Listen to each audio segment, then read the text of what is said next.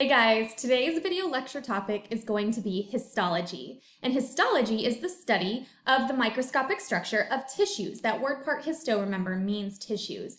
Sometimes you'll hear this called microscopic anatomy or microanatomy. It's all the same thing, the study of tissues. Histology is not the easiest thing we're going to learn this year, but it is probably the most critical. So this topic is something that will really give you a foundational understanding of the human body. So we're going to start by looking at this concept map here. You should be filling this in as you watch this video. So every time something pops up on this screen, make sure you're putting it on your notes organizer. So let's just start with right in the middle, the study of tissues, histology. So let's back up a little bit and redefine what we're talking about when we say the study of tissues. What is a tissue? Remember, we go from the molecular level to the cellular level and then all the way up to the full human body. So after cells comes tissues. So the definition of tissues are similar cells working together in functionally related groups. So similar cells working together to perform some common function. How do they do that? How do these cells do that? Through attachment, like physically touching each other, and through communication. And we're going to look at the different types of tissues and how that is accomplished. There are four primary tissue types. We have epithelial tissue, we have muscle tissue, nervous tissue, and connective tissue. And then within these four major groups, we have a lot of different subtypes of tissues. And you're going to need to know the characteristics of all of them, so make sure your notes today are really good. Keep your concept map nice and clean, and then keep all your detailed notes on the back with the graphic organizer that has the four major primary tissue types. Okay, so go ahead and throw those in your concept map: nervous tissue, epithelial tissue, muscle tissue, and connective tissue, right where they go. So let's start with epithelial tissue. Remember, epi means on. That word part means like on top of or upon. So if we were to assign just a single word to epithelial tissue, we would call it our covering tissue because it really covers a lot of your organs, a lot of those hollow organs. It forms your glands. It's a really important tissue to keep everything in your body sort of compartmentalized, separate from one another. So the functions of epithelial tissue are protection, secretion, absorption, and then forming those barriers between structures in your body. Epithelial tissue is structured in a certain way. First of all, the cells in epithelial tissue, and this is different than some of your other cells, are very close in contact. They are touching one another. Epithelial tissue is what we call avascular. That means it does not have its own blood supply. Its blood supply comes from the connective tissue that it is attached to that is vascularized. But epithelial tissue itself is not innervated, or sorry, it's not embedded with blood vessels. Okay, it is, however, innervated, meaning that there are nerves running through it. It is highly mitotic, meaning it is easily capable of regeneration. They are cheap cells that can be easily replaced. There is a bottom and a top to an epithelial cell. So we call it like a polar cell because there's kind of a basement, and then there is a top that is usually modified for wherever it is in the body. Okay, so that bottom surface where it's attached to the connective tissue, that is called the basal surface, or the basal region.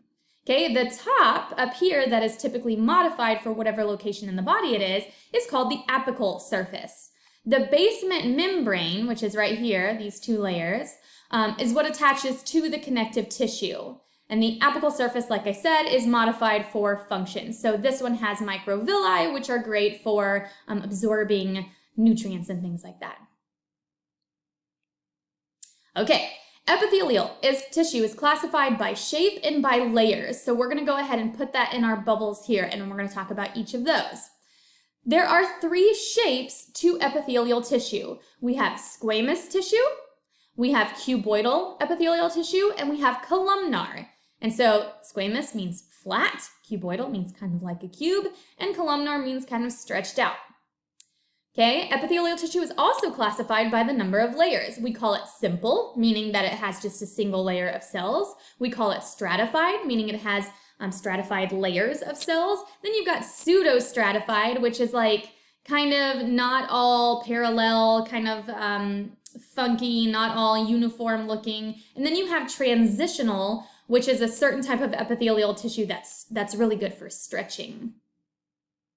So then when you're naming epithelial tissue, you put those two things together. You call it by the layer, like how many of the cells there are, and then also by the shape. So you can have simple squamous, you can have simple cuboidal, that means just a layer of cuboidal epithelial cells, simple columnar.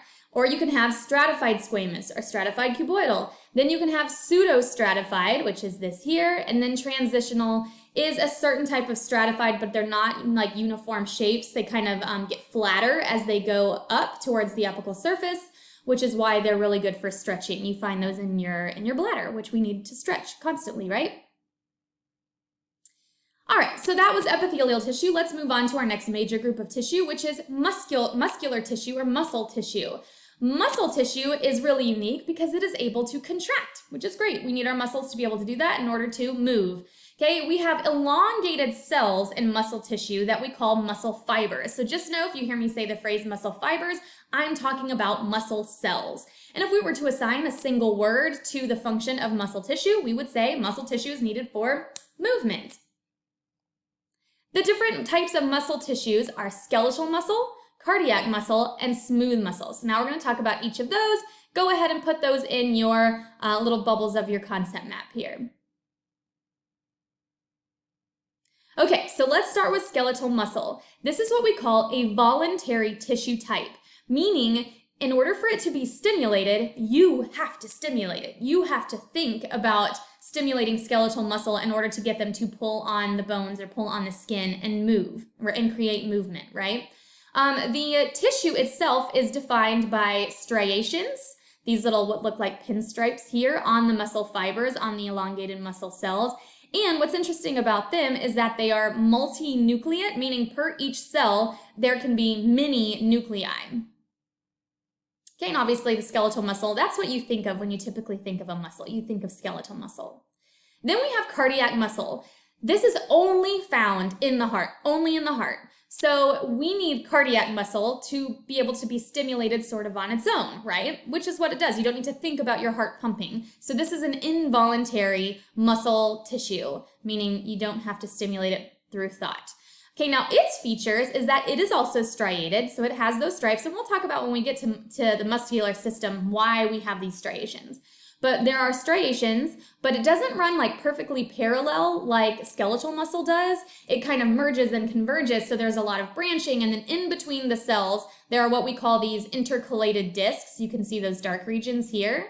And then cardiac muscle is different from skeletal muscle because it is uninucleate. There is only one nuclei per cell typically. Okay, then we have our last muscle tissue type, which is smooth muscle. This is also involuntary because it's found in the walls of your hollow organs, and we don't need to think about muscles and vessels contracting so that they can move materials through them. Okay, now the unique thing about smooth muscle tissue is that there are no striations.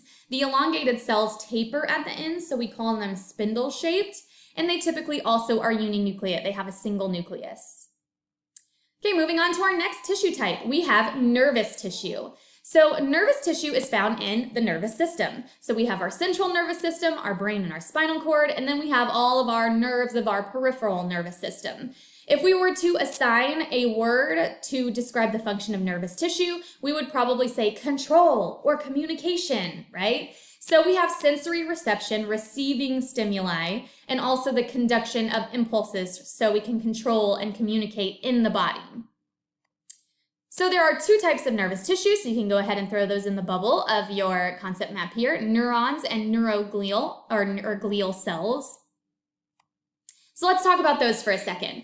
Neurons are the specialized cells of the nervous system. Neurons are really what the nervous system is all about. Glial cells are there to support the neurons. So when you hear people say nerve cells, they're talking about neurons, okay? This structure right here, what you typically think of when you think of a nerve cell.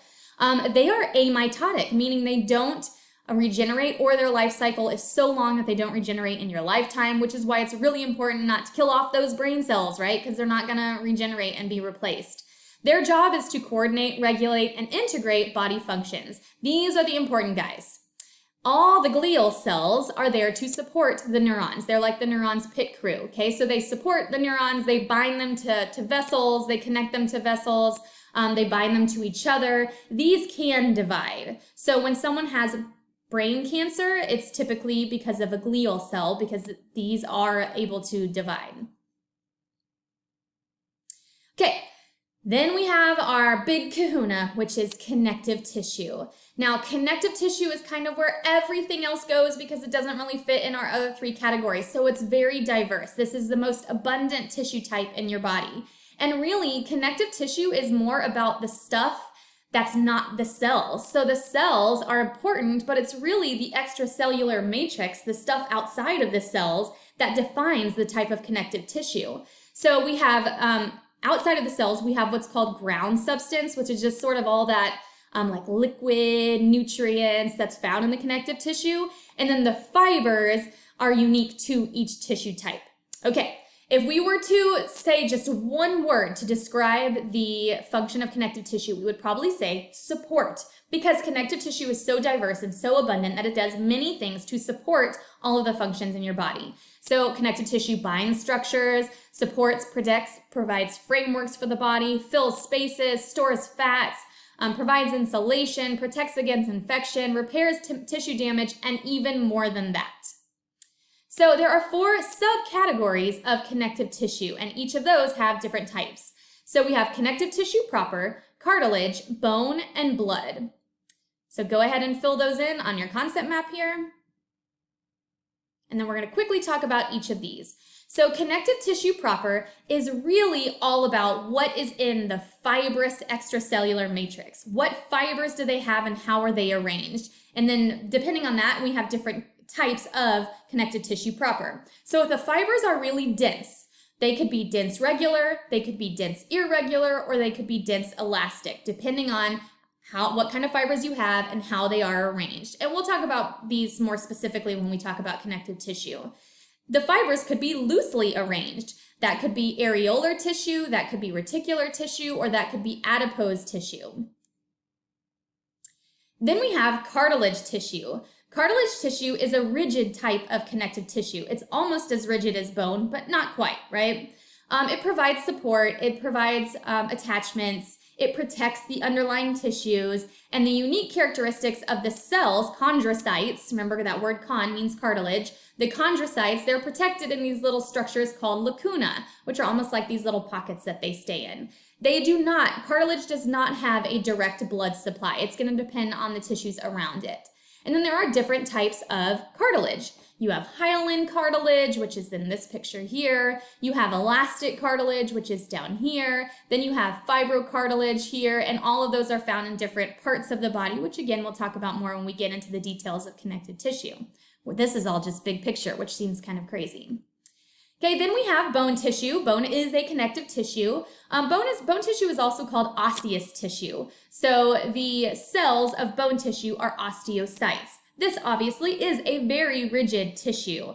It is embedded with calcium, and calcium is a hardened mineral, so that's why your bone is so rigid. It provides support, it provides protection, it provides places for muscles to attach, it forms your blood cells. Did you know that? The bone marrow. It stores and releases inorganic chemicals. It's a great way for your body to store calcium when you have too much of it and to let it go when you don't have enough. And this is a very active tissue, which means that it heals rapidly. And there are 2 types of bone tissue. You have compact bone, which are seen in these concentric circles that we call osteons. And then you have spongy bone, which looks a little less regular here. Okay, then we have blood tissue. Blood tissue is a connective tissue, okay? It has different types of cells that are working together to form a common function, move nutrients and gases around the body.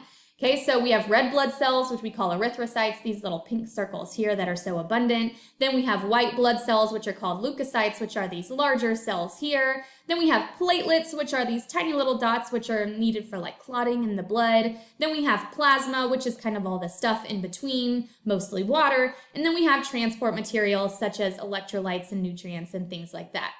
Okay, so I know that seems crazy, but that was all just big picture stuff. So pause, stop, rewatch as many times as you need to in order to get that information, because then we're going to break it down and get even more detailed for the different tissue types. All right, that's all I have for you today, so I hope you're having a great day.